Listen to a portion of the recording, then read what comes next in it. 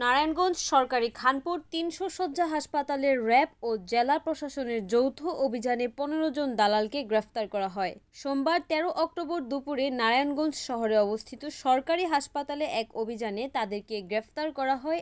এর মধ্যে ৭ জন পুরুষ এবং ৮ জন মহিলা। নারায়ণগঞ্জ জেলা প্রশাসনের সহকারী কমিশনার রাহসিন কবির গণমাধ্যম কর্মীদের উদ্দেশ্যে বলেন, আপনারা জানেন নারায়ণগঞ্জ জেলা প্রশাসকের একটি অভিযান রয়েছে প্রত্যেকটি সরকারি প্রতিষ্ঠানকে দালাল মুক্ত করা।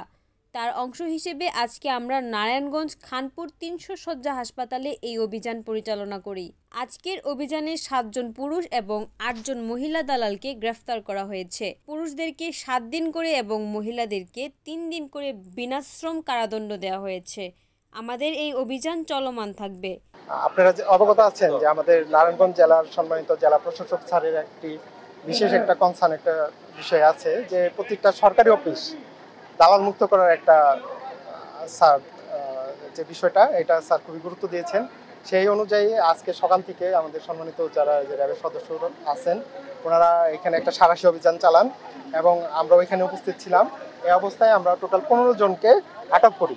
আর ১৫ জনের মধ্যে ৮ জন হলো মহিলা এবং ৭ জন হলো পুরুষ। তা আসলে আমাদের যে এখানে ওনাদের উপস্থিতি এবং ওনাদের কাছে যায় আমরা যে প্রমাণপত্র পেয়েছি এবং আমরা ওনাদেরকে হাতে নাতে আটক করেছি। তা সেই অনুযায়ী আমরা যে ৭ জন যে পুরুষ ওনাদের সবাইকে ১ সপ্তাহ করে বিনাশ্রম কারাদণ্ড প্রদান করা হয়েছে এবং ৮ জন যে মহিলা ওনাদেরকে ৩ দিন করে বিনাশ্রম কারাদণ্ড প্রদান করা হয়েছে এবং আমাদের এই অভিযান অব্যাহত থাকবে। রিপোর্ট করেছেন সুমন ইসলাম, NAN TV, নারায়ণগঞ্জ।